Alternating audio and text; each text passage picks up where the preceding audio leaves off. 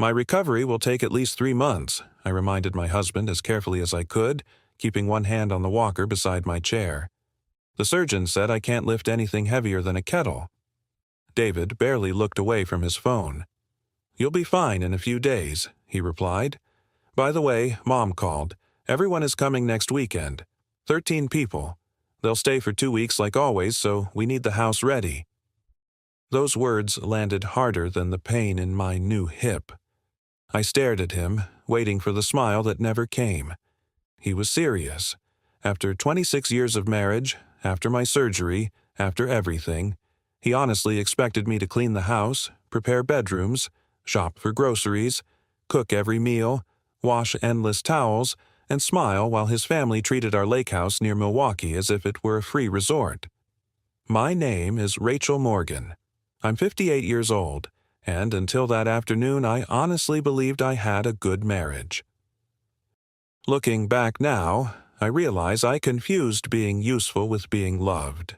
The warning signs had always been there. I simply refused to see them because I believed that families stayed together by helping each other. What I never asked was why only one person was expected to help. David and I met in our late 20s. He was funny, dependable, and easy to talk to. His parents welcomed me warmly during those first years. His mother hugged me every visit. His father complimented every meal I cooked. His younger sisters laughed with me in the kitchen while we baked pies. I thought I had married into a close family. I didn't notice that every compliment was followed by another request. Could I prepare Thanksgiving because everyone loved my stuffing? Could I organize Christmas because I was so much better at details? Could relatives stay with us because our house was larger? Every favor sounded small on its own. Together, they slowly became my entire life. When my parents passed away and left me their lake house, David suggested we move there permanently. The whole family will love gathering here, he said with excitement. I agreed because I imagined children swimming, grandparents fishing, and everyone sharing the work. The first summer should have warned me. 11 relatives arrived on Friday afternoon carrying suitcases but almost no groceries. They spent the weekend boating, laughing, and taking pictures while I stood over the stove preparing breakfast, lunch, and dinner. On Sunday evening, David kissed my cheek and whispered, "You always make everyone feel at home." I smiled because I thought appreciation was enough. Years passed that way.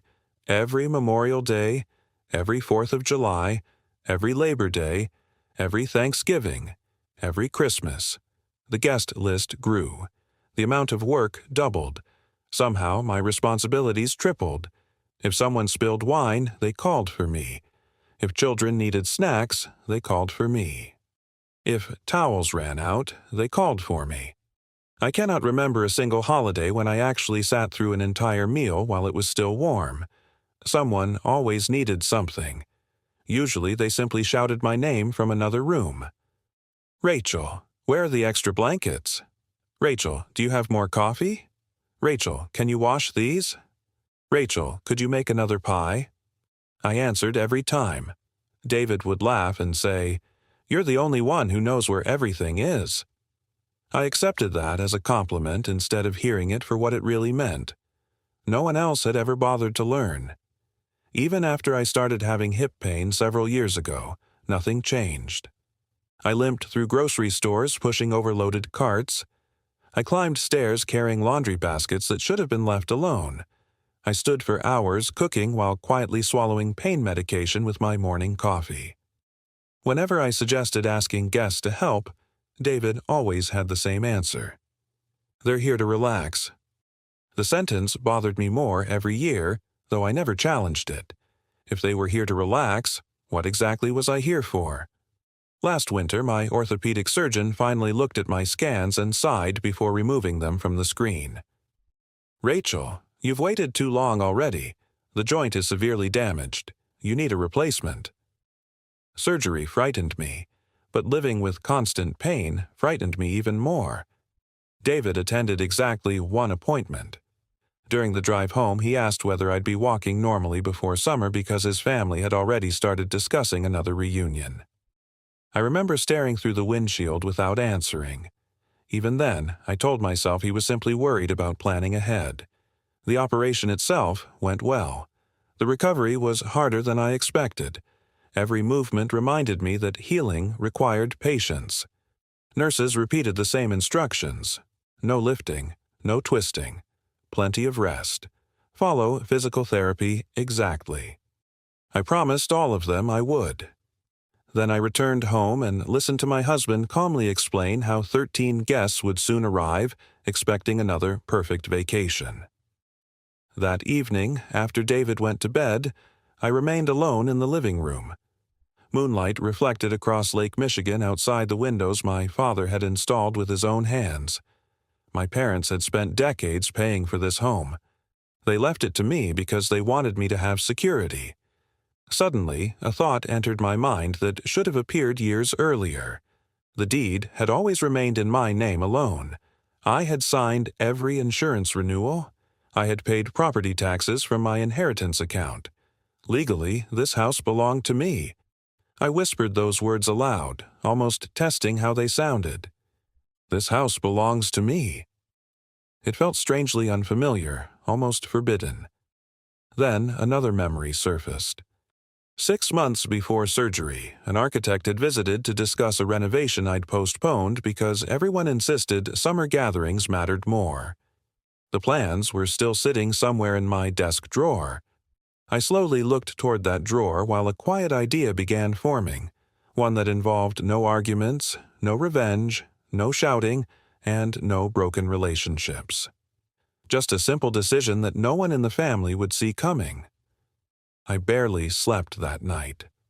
Every time I closed my eyes, I pictured 13 suitcases rolling across my hallway while I struggled to climb the stairs with a walker.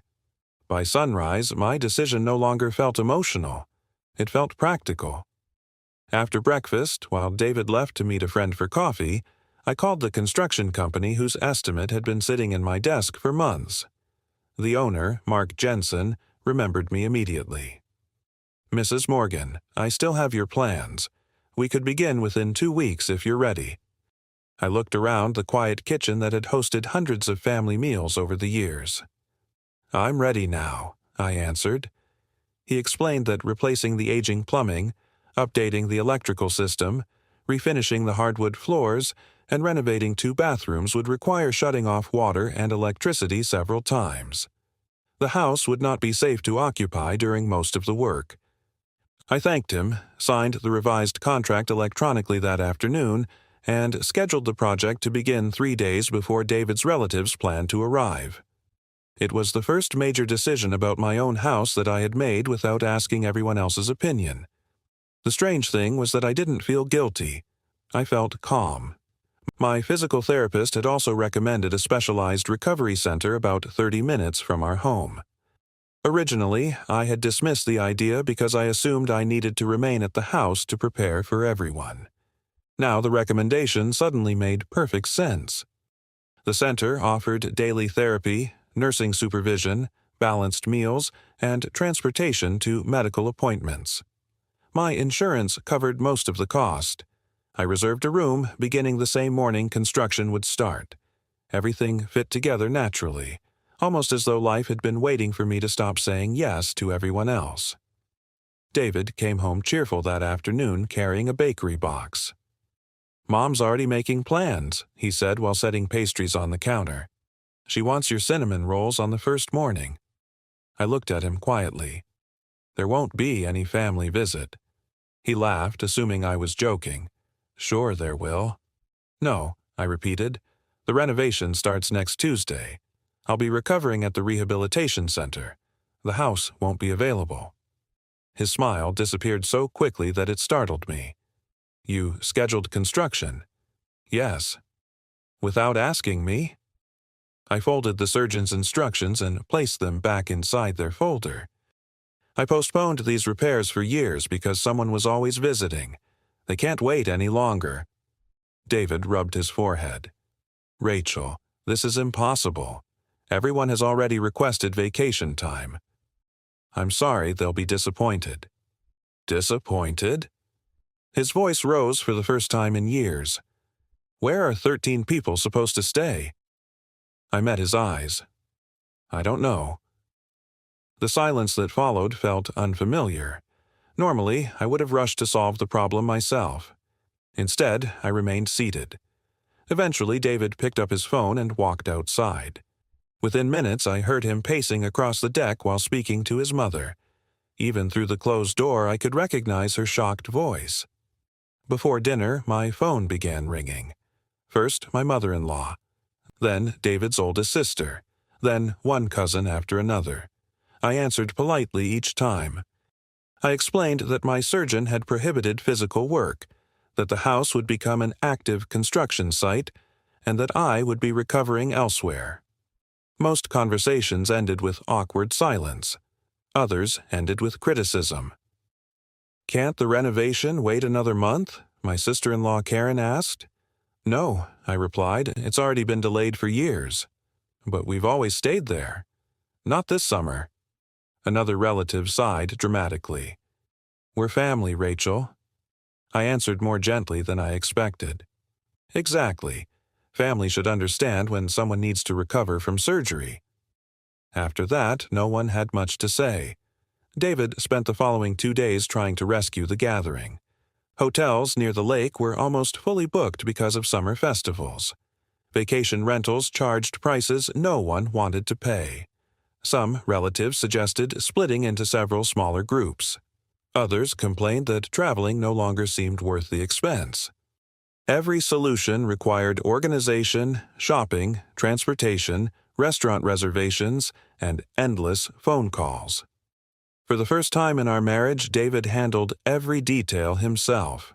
By the second evening, he looked exhausted. "Do they always ask this many questions?" he muttered while staring at his laptop. I almost smiled. "Usually." "Your phone isn't ringing anymore." "No." "Why not?" "Because they realized you're organizing everything." He looked at me with genuine confusion. "Is this what you've dealt with every holiday?" I simply nodded. Construction began exactly as scheduled. Trucks filled the driveway before 8 in the morning. Protective plastic covered furniture. Workers removed cabinets, flooring, and plumbing. The sound of drills echoed through every room. Even David admitted no guest could possibly stay there. That same afternoon, I checked into the rehabilitation center carrying one small suitcase instead of dozens of grocery bags.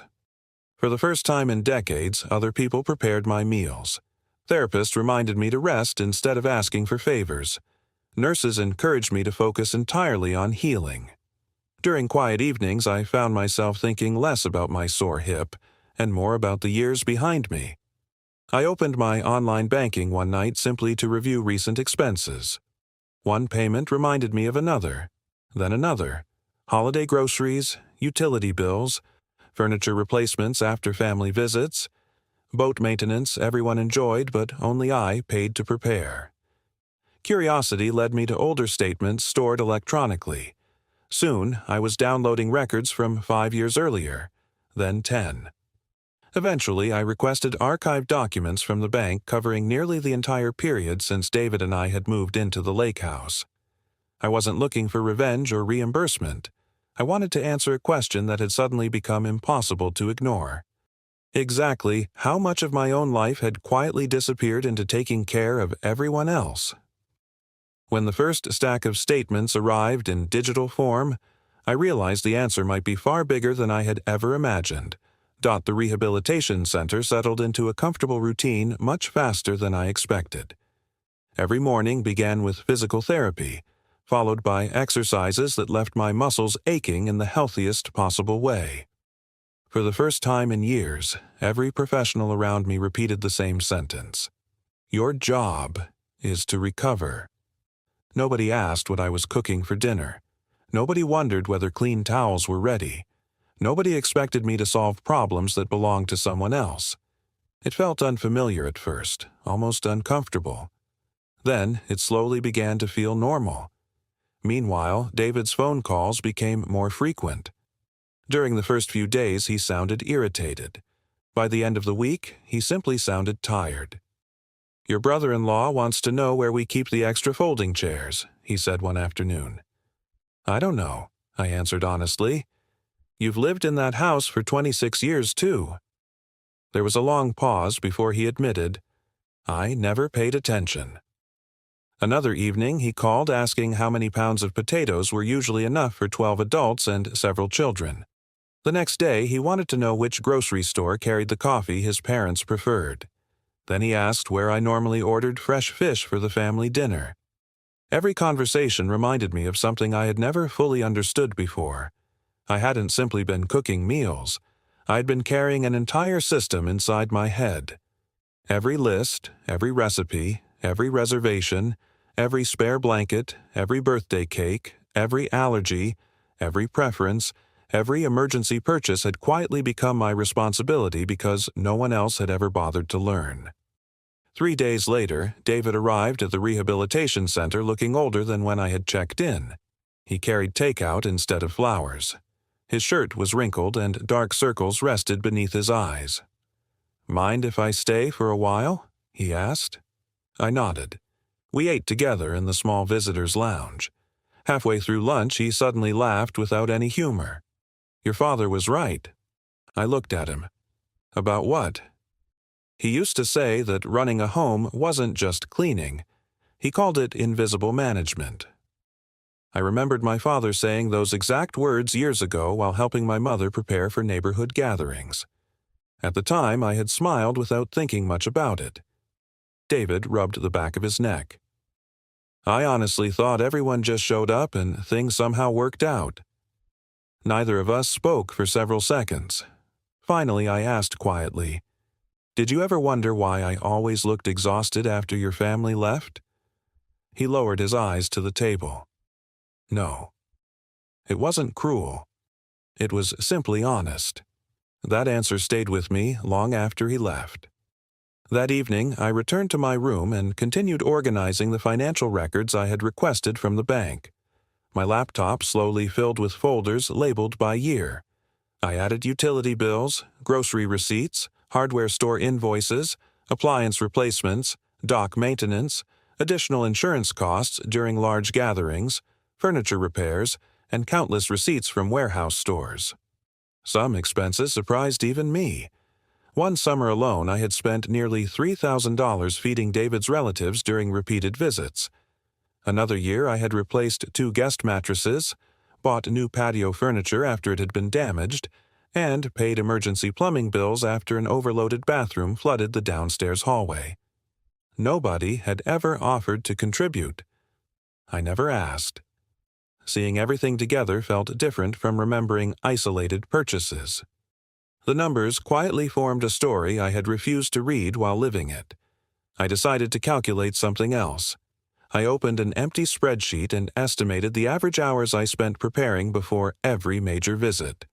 Cleaning, shopping, cooking, laundry, changing beds, driving to airports, washing dishes, organizing activities, restocking supplies after everyone left. I was careful not to exaggerate. If I wasn't certain, I chose the smaller number. Even with conservative estimates, the total reached thousands of unpaid hours across 25 years. I stared at the final figure for a long time. The money mattered less than what it represented. Entire seasons of my life had disappeared into work that nobody even noticed unless it wasn't done.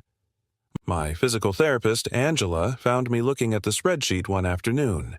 She smiled politely. Working on taxes? I turned the laptop toward her. Not exactly. She studied the columns for a few seconds before looking back at me. That's a lot of work. It doesn't even include birthdays or Christmas gifts. Why are you doing this?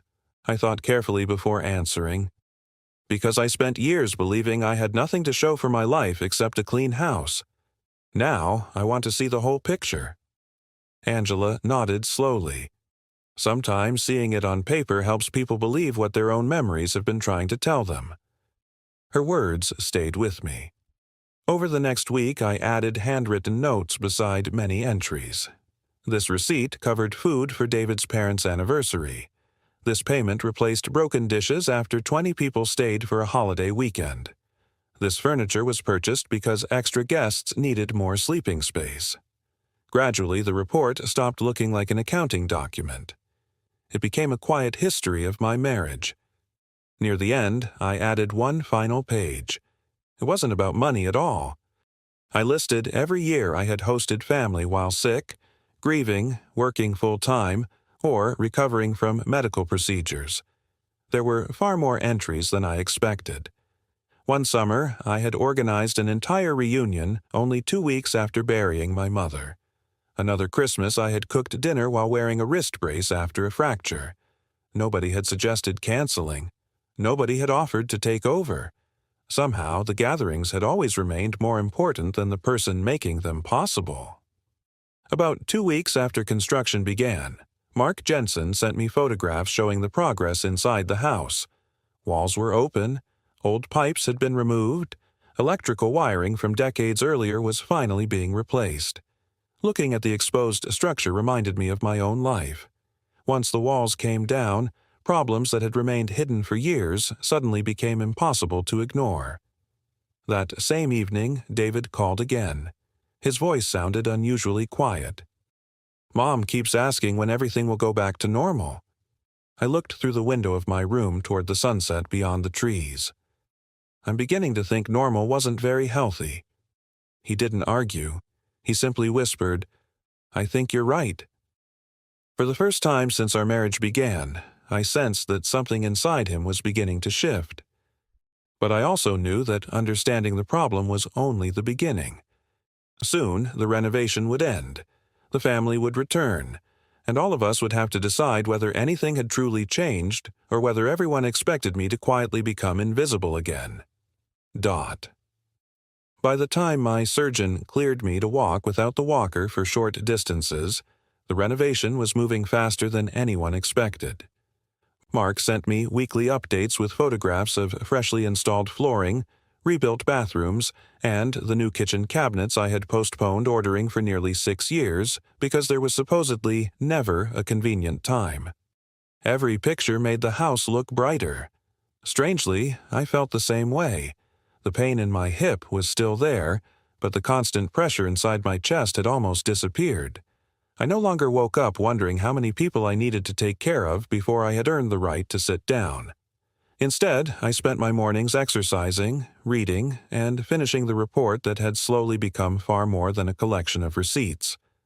I organized everything into sections: grocery expenses, utility costs during extended visits, home maintenance caused by large gatherings, holiday decorations, furniture replacements, kitchen equipment, even fuel costs for countless trips to collect relatives from airports around Milwaukee.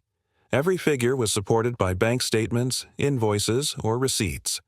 I included copies behind each summary page. I wasn't trying to prove that anyone owed me money. I wanted something much simpler. I wanted facts that nobody could dismiss as exaggeration or emotion. One afternoon, I totaled the financial costs alone. The number made me lean back in my chair. Over 25 years, I had personally spent enough money supporting David's family gatherings to purchase a modest house in several parts of Wisconsin. Then I looked at the estimated hours of unpaid work: cleaning, cooking, laundry, planning, shopping, driving, organizing, hosting. The hours represented years of full-time employment. I closed my laptop for several minutes because I suddenly realized what the total actually measured. It wasn't money. It was pieces of my life. David visited again that weekend. This time he looked different. Less defensive, more thoughtful. He carried a folder instead of takeout. "I found something while cleaning my office," he said, placing it on the table. Inside were old calendars from previous years. Every page was filled with my handwriting: shopping lists, meal plans, guest room assignments, birthday reminders, arrival times, medical information about elderly relatives, children's food allergies, emergency phone numbers. David slowly turned the pages. I honestly thought these things somehow organized themselves. I smiled gently. "Paper doesn't fill itself." He looked embarrassed. "No, it doesn't." Before leaving, he hesitated near the door. "Mom still says you're overreacting." "Does she?" "She thinks the family simply appreciates your hospitality." I considered that for a moment. Appreciation usually sounds different. David nodded, but said nothing more. 2 days later, something unexpected happened. My oldest sister-in-law, Karen, called instead of sending another complaint. Her voice sounded uncertain. "David told me everything that's been happening." I waited quietly. "I didn't realize you were handling all of it alone." "Most people didn't," she sighed. "I suppose we never asked." It wasn't exactly an apology, but it was the first conversation in decades that acknowledged reality. After we hung up, I added one final section to my report. Instead of financial figures, I wrote a simple timeline describing what each family gathering had required before guests arrived, during their stay, and after everyone left. I kept the language completely factual. No blame, no sarcasm. Just ordinary descriptions of ordinary work that had remained invisible because someone else had always performed it. The renovation finished almost 3 weeks ahead of schedule. When Mark handed me the keys, he smiled proudly. "Your parents built a wonderful place. Now it'll serve you for another generation." His words lingered with me after he drove away. That evening, I walked slowly through every room. Fresh paint reflected the afternoon sunlight. New flooring replaced the worn boards that had carried thousands of hurried footsteps. The kitchen felt larger without changing its size. It no longer reminded me of endless obligation. It simply felt like my kitchen. Before moving back permanently, I made one more decision. I invited David to meet me there alone. We sat on the rebuilt deck overlooking Lake Michigan while the evening breeze moved across the water. Neither of us spoke immediately. Finally, I slid the thick binder across the table. "What's this?" he asked. 25 years? He opened the first page. At first he skimmed casually. Then his expression slowly changed as page after page documented holidays, expenses, maintenance, schedules, receipts, and thousands of hours that he had never truly seen. Nearly an hour passed before he reached the end. He removed his reading glasses and rubbed his eyes. "I knew you worked hard," he whispered. "No," I answered softly. "You knew I was busy. That's different." He looked back at the binder. "I don't know how to apologize for missing all of this." "Neither do I." We sat quietly until the sun dropped below the trees. Finally he asked, "What happens now?" I had been thinking about that question for weeks. The family deserves to know the truth. Not because I want to embarrass anyone, because I don't want to spend another 25 years pretending this never happened. David nodded slowly. "You're right." We agreed to invite everyone for one gathering after the summer ended, not for another vacation, but simply for dinner. No overnight guests. No holiday, no celebration, just one evening together. David promised every invitation would clearly explain that the visit would last only a few hours. For the first time in our marriage, he made every phone call himself. Several relatives sounded surprised. A few complained. One even asked why they couldn't stay the weekend. David answered before I could say a word. "Because it's Rachel's home, too, and we're doing things differently now." I heard him say those words from across the room. They were simple, almost ordinary. Yet, after 26 years, they felt like the beginning of an entirely new marriage. Still, I knew that the real test had not yet arrived. In a few weeks, everyone would gather around my dining table once again. This time, however, I would not be serving another invisible sacrifice. I would be placing the truth in front of them. One documented page at a time, the weeks before the dinner were surprisingly quiet. In the past, organizing any family gathering meant dozens of phone calls, grocery lists taped to the refrigerator, guest room assignments, and constant last-minute requests. This time, none of that happened. David handled every conversation himself. I watched from across the room while he answered questions I had been answering for more than 25 years. Can we arrive early? No, dinner starts at 6. Can we spend the night? No. Can Mom bring her casserole? Only if Rachel agrees. Every answer was calm, polite, and firm. The most surprising part was that he never looked toward me for approval. He had finally accepted that managing his family belonged to him. One evening, he lowered his phone after another lengthy conversation with his youngest sister and sighed. They keep acting as if these new rules came out of nowhere. I closed the binder on my lap. Because they never noticed the old ones. He nodded slowly. You're right. I could see something changing inside him, not because I demanded it, but because he was finally living the reality I had carried alone for decades. The house looked beautiful by the time the renovation was complete. Fresh paint reflected sunlight across every room. The repaired deck overlooked Lake Michigan exactly as it had when my parents still lived there. I walked through the kitchen one afternoon, running my hand across the new countertop. For years, I had imagined standing there without rushing, without checking 3 timers at once, without calculating whether 20 people would have enough dessert. The room no longer felt like my workplace. It finally felt like part of my home.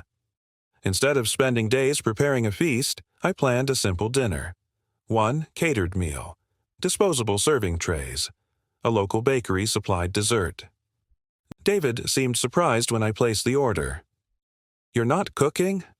I smiled gently. No. People will notice. I hope they do. He laughed quietly, but there was no criticism in his voice. Honestly, they probably should have noticed years ago. During the same week, I finished the final version of the report. It filled nearly 100 pages. The first section summarized 25 years of documented household expenses connected directly to family visits. The second estimated thousands of hours spent preparing, hosting, cleaning, shopping, driving, organizing, and repairing. The third contained copies of receipts, bank statements, invoices, and insurance records. The final section was only 4 pages long. It listed every major family gathering besides significant events in my own life. My mother's funeral, my wrist fracture, severe flu, ongoing hip pain, medical appointments, recovery after surgery. Beside every entry, I wrote one simple sentence. Family visit proceeded as planned. Reading those pages affected me more than any financial calculation. They showed how easily my own needs had disappeared beneath everyone else's expectations. I printed 15 copies of a shorter summary, 1 for each adult attending dinner. I placed them inside plain white folders without dramatic covers or titles. There was nothing to decorate. Facts rarely need decoration. 2 days before the gathering, my mother-in-law called unexpectedly. Her voice sounded unusually careful. David mentioned you've been working on something. Yes.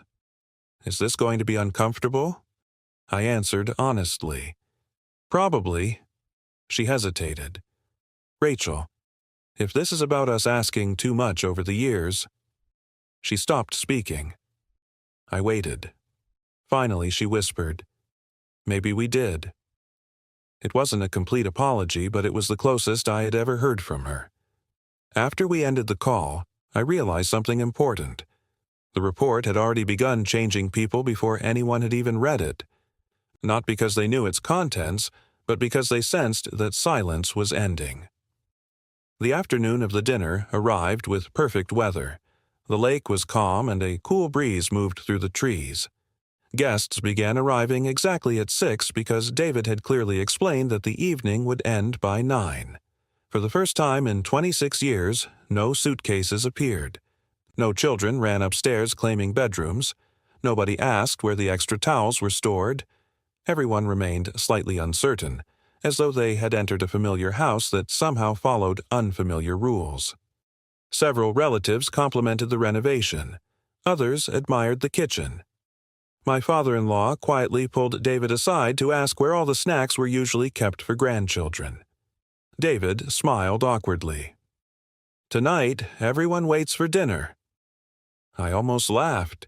Such a simple sentence somehow represented years of change. We ate together peacefully. The catered food tasted good. More importantly, I spent the entire meal sitting at the table.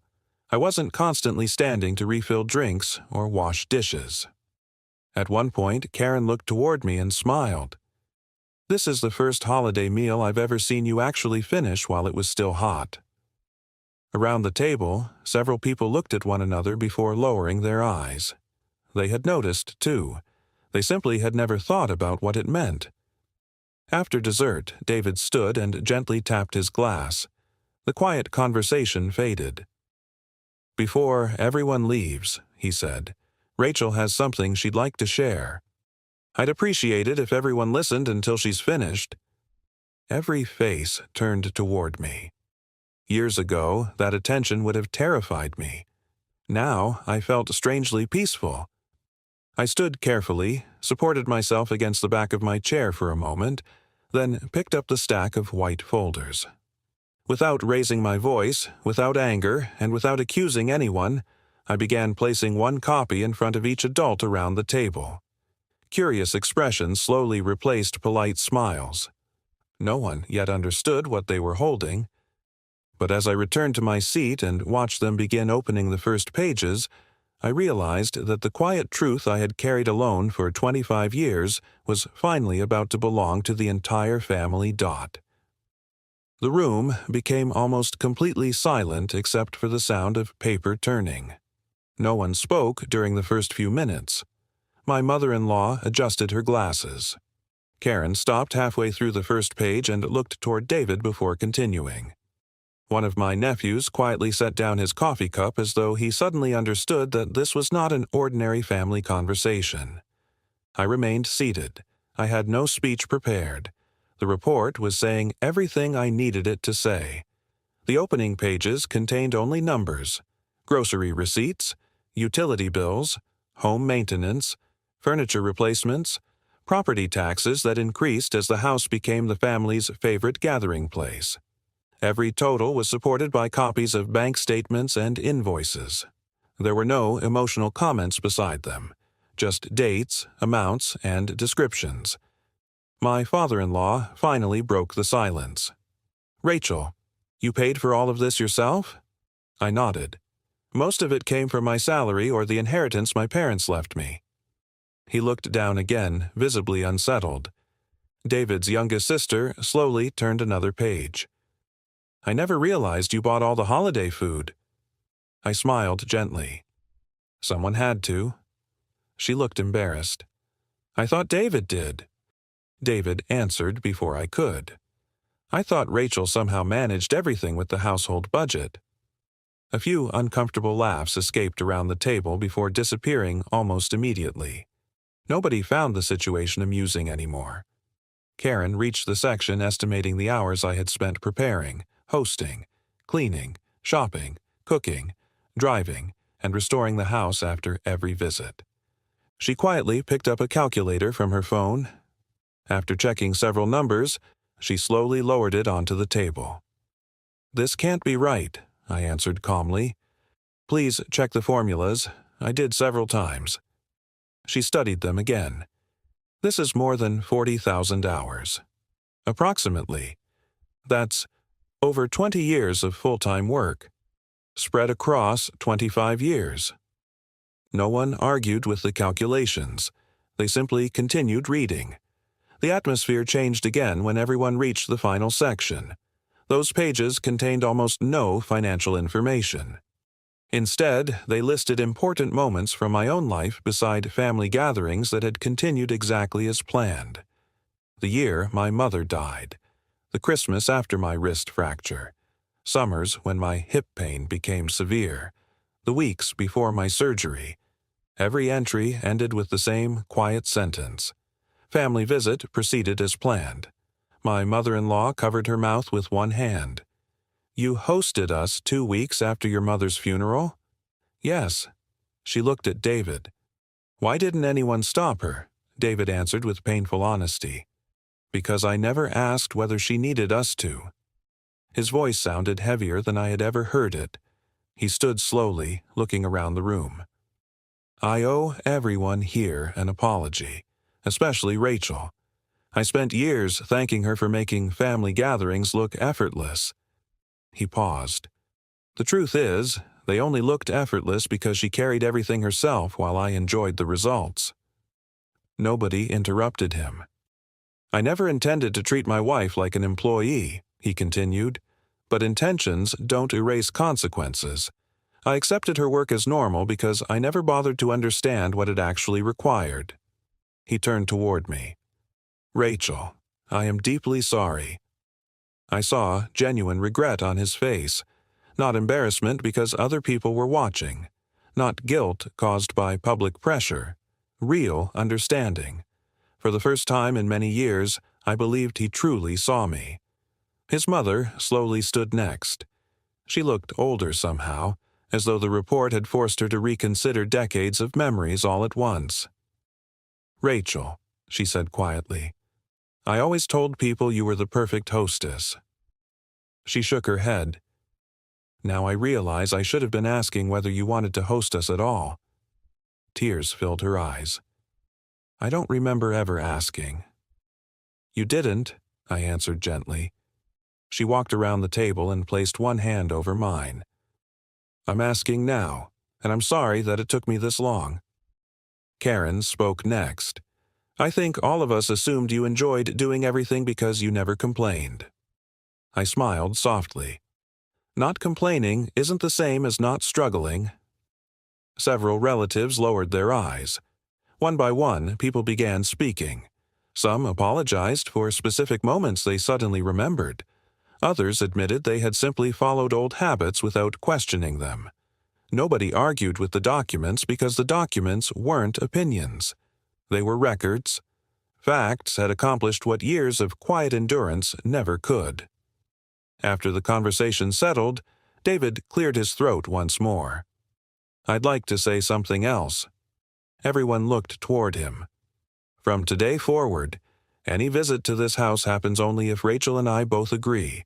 No one announces trips anymore. Everyone asks first. He paused before continuing. If you stay here, you help.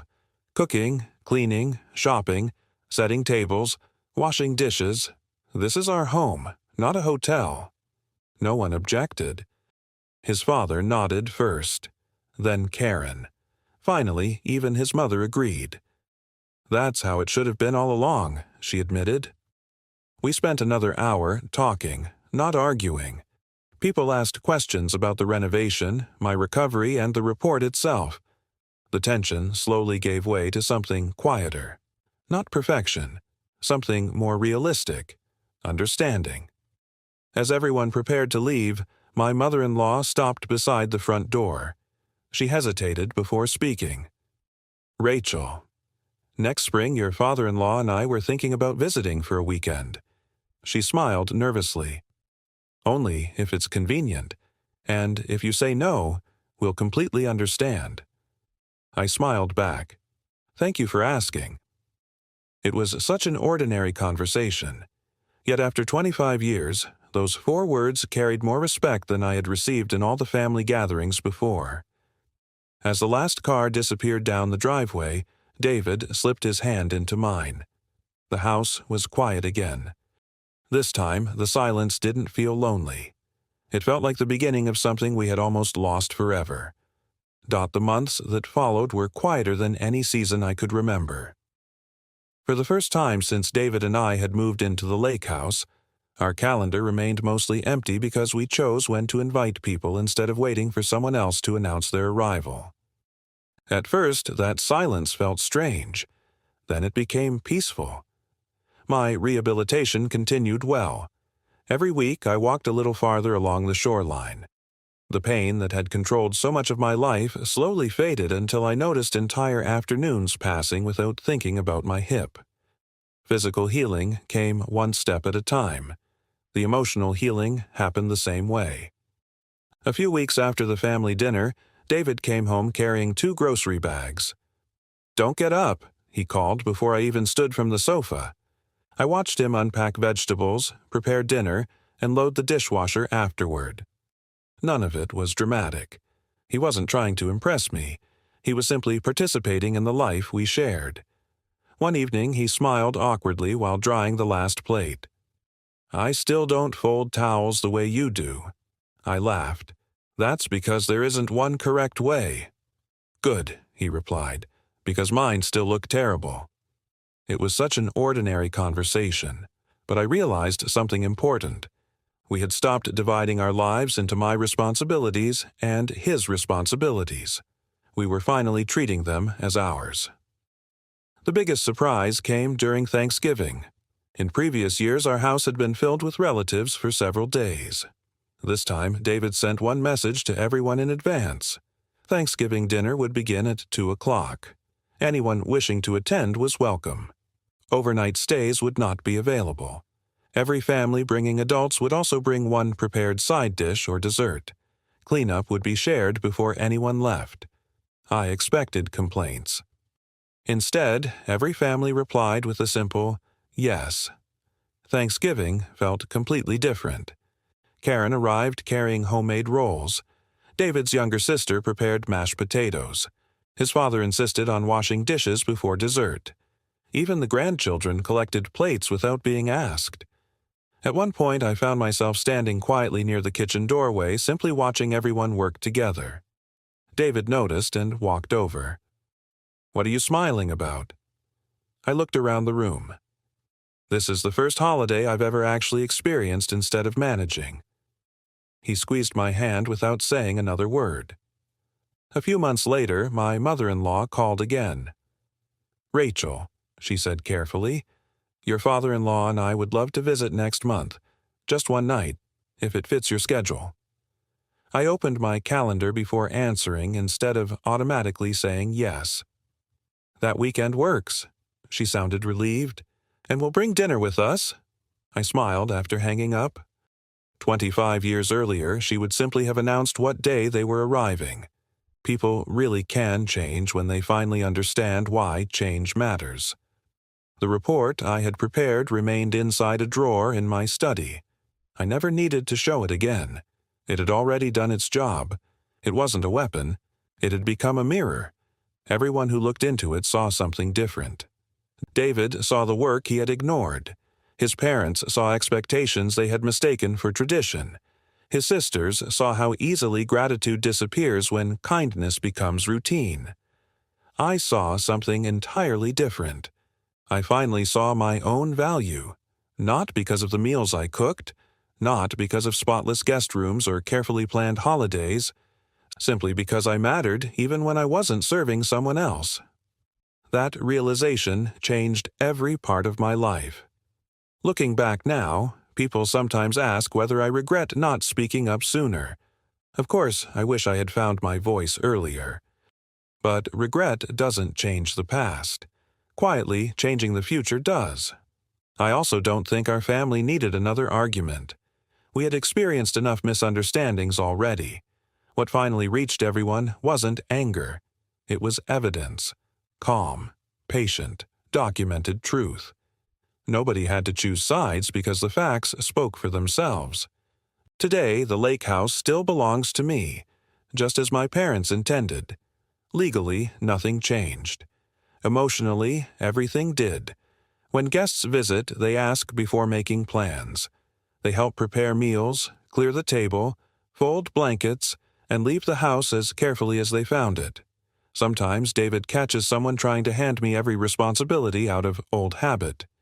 Before I can even answer, he smiles and says, "We're all helping today." Those 4 words still make me pause, not because they are extraordinary, but because for so many years I believed I would never hear them. If there is one lesson hidden inside my story, it isn't that families are selfish or that people never change. It's much simpler than that. People often continue benefiting from invisible work until someone gently makes that work visible. Healthy boundaries are not punishment. They are instructions for building healthier relationships. Respect grows much faster when expectations are clear. My life didn't become perfect after that summer. Families still disagree. Plans still change. Someone occasionally forgets and slips back into old habits. The difference is that I no longer disappear to keep everyone else comfortable. My home is still full of laughter, birthdays, holiday dinners, and grandchildren running across the deck overlooking Lake Michigan. The only thing missing is the woman who believed she had to earn her place by sacrificing herself every single day. She finally retired. In her place stands someone my parents would probably recognize immediately. Their daughter, the woman they trusted enough to leave this house to. At 58 years old, after more than a quarter of a century of quietly carrying everyone else, I finally came home to a place that truly felt like my own.